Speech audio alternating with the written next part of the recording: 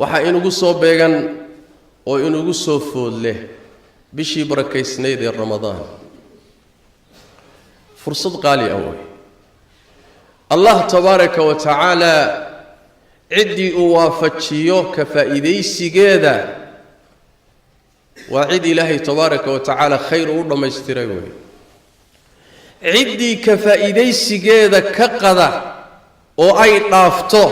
اسغون كفائديسننا سيد النبي قلت المامي صلوات ربي والسلام عليه روحا سوى روح لحرمانيي او خساري او قضي واي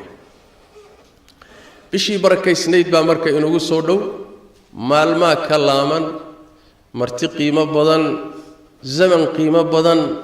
ilaahi tabaaraka wa ta'ala ciduu jecel yahay buu gaarsiiyaa waafajiyaa kadibna taacadeeda inuu jaaniska uga faa'iideysto ilaahi taacadiisa tabaaraka wa ta'ala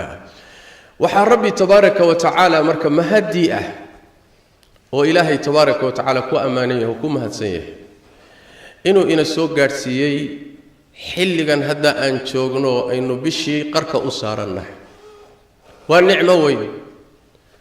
qaar baa ramadaankii hore ka qayb galay oo walaalaheen ah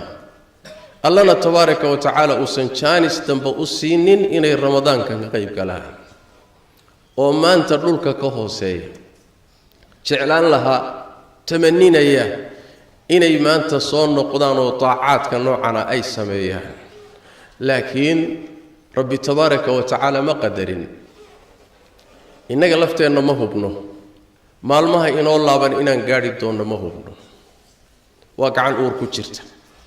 laakiin Allah tabaaraka wa ta'ala baan weydiisanaynaa hadduu waqtigan banna soo gaarsiiyay inuu bisha barakaysan nagu simo ka faa'iideysigeedana ilaahayna waafajiyo tabaaraka wa ta'ala xayeelay salafku ridwaanullaahi calayhim iyo dadkii akhyaarta qiimaha badnaa mudnaan khaas bay la lahayd bisha Ramadaan zamanka kale uusan la lahayn lix bilood oo bisha Ramadaan ka horeysa bay Allah weydiisan jireen inuu Ramadaan gaarsiiyo maxaa yeelay waa jaanisaan meel kale laga helin waxa marka Allah tabaaraka wa ta'ala bilowga ugu horeeyba ay ka bilaabanaysaa in rabbiga tabaaraka wa ta'ala kuugu raaxeeyay cimri inuu ku siiyay ila aad soo gaadho waa shayga ugu weyn nicmo weyn qiimo weyn ku fadhida maxay la rabbi tabaaraka wa ta'ala adoonkiisa haduu jecel yahay laba arimood buu isugu daraa